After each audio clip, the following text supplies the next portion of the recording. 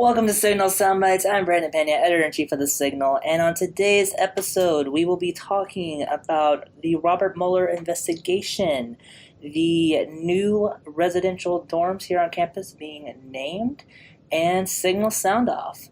But joining me today on this episode is none other than two wonderful, fantastic women who I happen to work with and who are editors. And they'll introduce themselves now, and they did not pay me to say this. Hi, I'm Emily Wolfe. I'm one of the co-managing editors. And I'm Alyssa Shotwell. I'm the online editor. Welcome. Hi.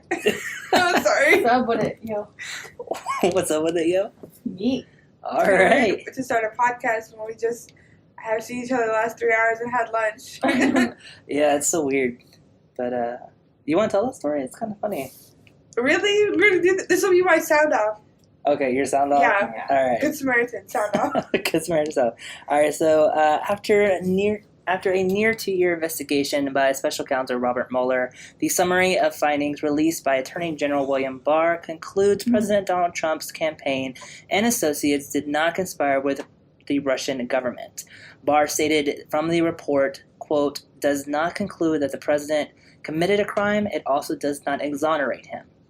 So, question I'm posing to this panel is, do you think the Mueller report should be released to the public? Why or why not?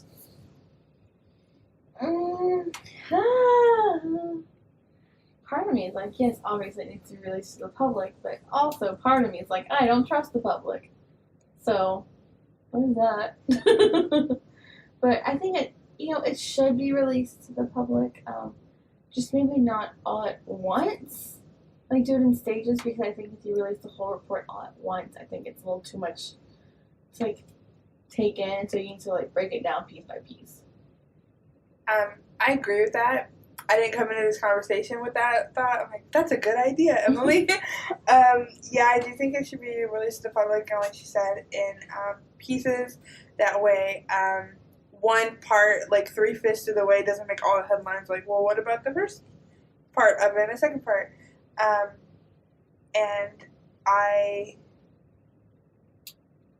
though I think it was a thorough investigation, there's still other investigations going on, and I think that the information gathered from it could help other ones. And it could not be made public and still help them, like the ones in the House Congressional investigations and stuff like that. But, yeah, he's a very public president, and he's been public about everything else. So it's not, I don't know if how often this is done with presidents. God. I'm not talking about the whole thing. I'm talking about, like, presidents being under investigation while in office. Oh, It's only happened a handful of times. And only, like, 2 really, really big ones. But with it being the importance that it is in regards to foreign nationals and an election, is we need to be able to have, like, a common understanding of what trust is. And I think that being public with the investigation, like in stages, like Emily said, could help rebuild it a little bit, so we don't fall back into our corners of conspiracy on every side. I'm not saying it because I think his approval rating is going to go down. It could probably go up. I don't know. How do you think that is going to impact the 2020 election? Or will it have any effect at all? Trying to not say. Oh. I don't think it's going to be a main topic. I think it can be, especially if somehow one of the candidates is in some way connected, because you never know. Hollywood's a little mess. Hollywood? Washington, D.C. Washington. Everything. Everything's a mess. So I think that could come up. Honestly, I don't see the Mueller investigation playing a part in the primaries for the Democratic National Committee. However, I do think maybe once we get like a single like Democrat as the nomination, I think we might be able to see some kind of play there, because obviously it's going to go back to Russia with an election in 2020. But I don't Same. think before that. I don't think the primaries would happen because everybody's trying to stand. Well, we're talking about like Democrats specifically because Republicans are probably going to nominate Trump.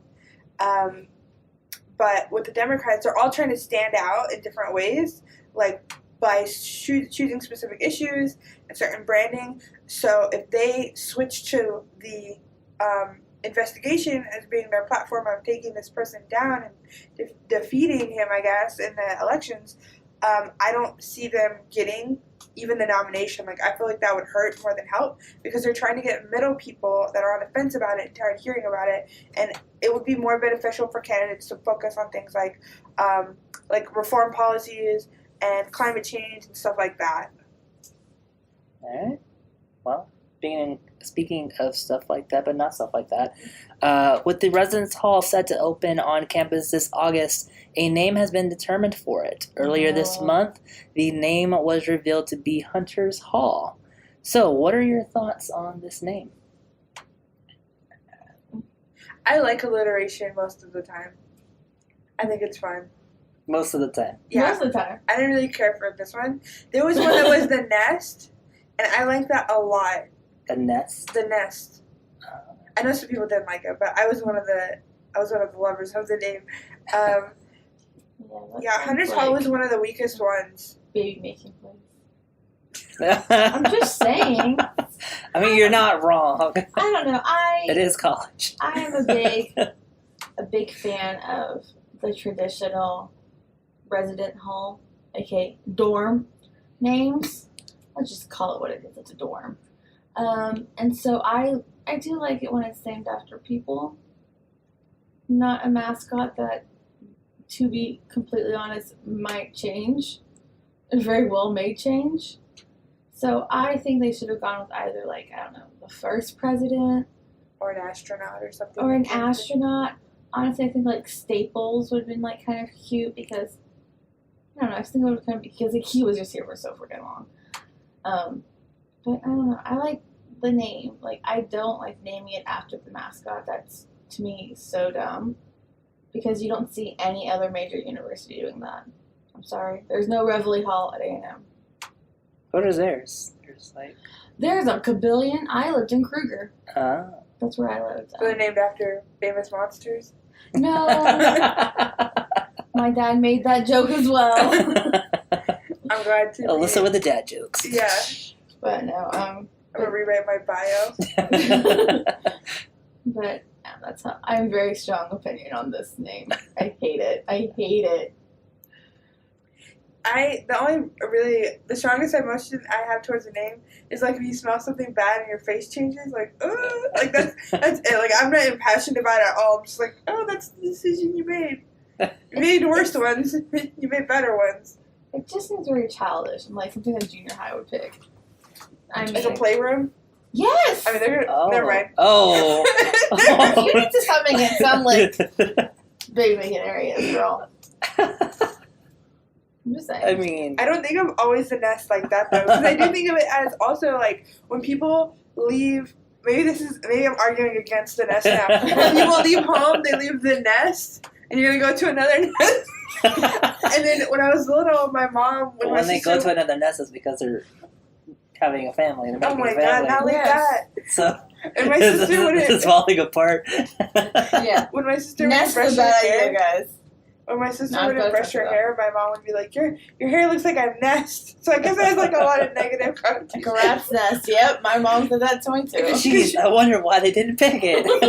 Okay, so now that went from my favorite to one of my least favorites, but it's still better than Hunter's Hall. Or like a colloquial term, like the crossing, or I don't know, something stupid like that. But not Hunter makes it seem like there was a human being named Hunter. There's not. It's a mascot that TBH hasn't been around.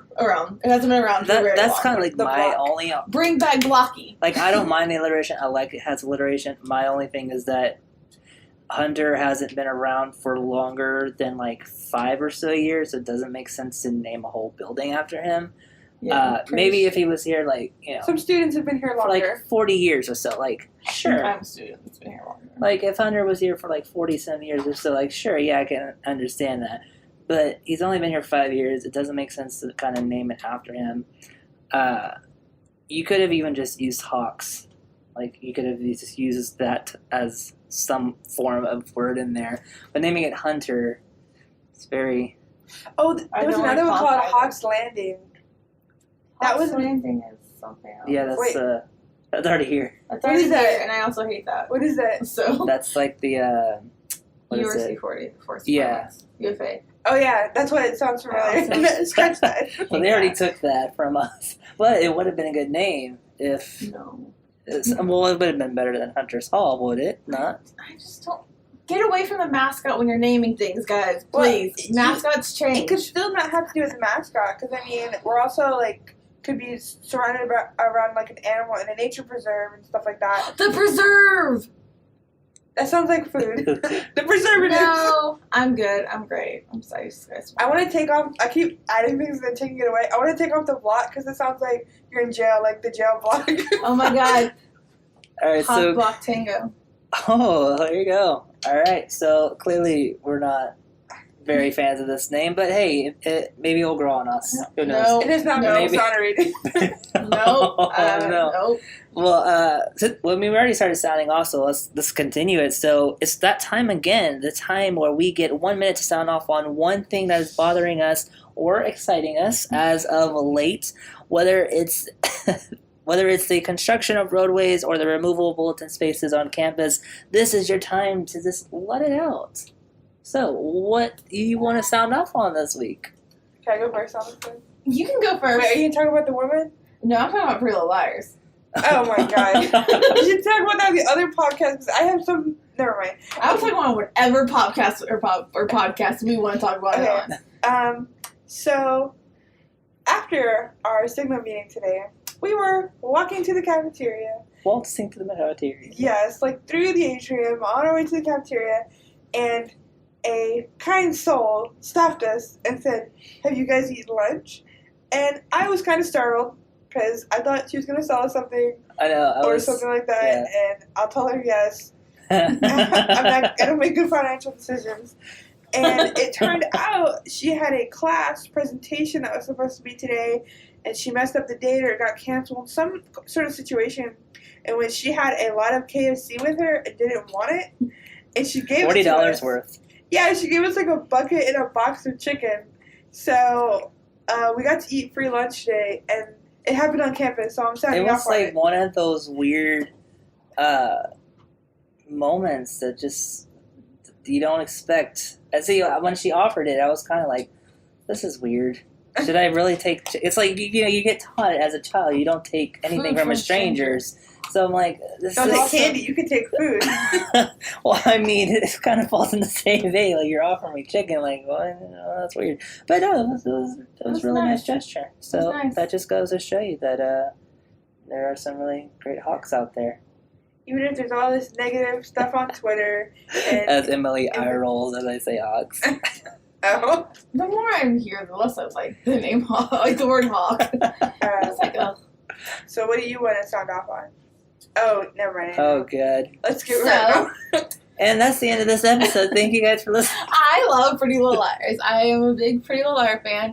And when the 7th season happened and the ending happened, I went, well, that was a waste of my time, because the show is not good. Like, let me be the first one to tell you, it is not good, but it's, like, addicting. And I was like, I spent so much time and effort and energy, like, being obsessed with the show, and it kind of let me down a little, like, I'm not gonna lie. And then the spinoff happened with Allison, who I hated, and Mona, who was meh to me. Meh. And for some reason, here I am. Watching. It's been 1 episode, guys, and I am obsessed. Like, she is shook. No one I know watches it, so I'm just like sitting there in my room with my own little theories, and I just go on Twitter or something. Yeah, I do, but I don't know. It's only been 1 episode. There's already a website dedicated to it. Oh my sure. God! I need a couple more episodes, and then like the PLL fan base will be like backing at it, and it's gonna be like delicious. Question. So you acknowledge that the first show was terrible, but that you love it. Yes. From the first episode of this new spinoff, is it bad? Just as bad? Did it get better? No, it's actually, I think, stronger. Like What doesn't kill you makes you stronger. I think it is stronger. I think it's No, we're better. gonna get attacked. We're gonna The come right writing flag. is a little bit tighter. Honestly, depends on how convoluted the plotline gets. That's Okay. where the show starts to fail you. But the acting is considerably better on this show than it was on the first season of the original show. They were like 12, so. Allison was literally like 13 in the pilot of the first one. So they flew from the nest. Hey. I hate you. And then lived in the And new I- one and maybe killed somebody. We don't know. Whoa. Yeah, there's a murder. Yeah, it's already been a murder. It's all good. Nolan Hoskins Oh, is dead. snap. It's all good. I saw in the trailer like someone was over a spiked fence. Yes, he was impaled on his own fence. See, this is why I'm glad we have a podcast, because if you were to have video footage of Emily's reaction right now, you'd be a bit disturbed, kind of like I am right now. So that's why we're going to end this episode. Thank you, ladies, for joining me on today's episode. Thank you guys for listening to this episode. For more of Signal Soundbytes, you can head to UHCL.com. Feel free to send us any questions, comments, concerns, anything at all to signalsoundbytes@UHCLsignal.com. Follow us on Facebook. And any last words? Bye. You're not gonna sound off? You gonna sign off? Oh, lame. Get a boring host. We're just Get kidding. a place to host. Wow. Hashtag no host for the Oscars. I'm just kidding. I feel I know. attacked. Love you, Brandon. I feel attacked.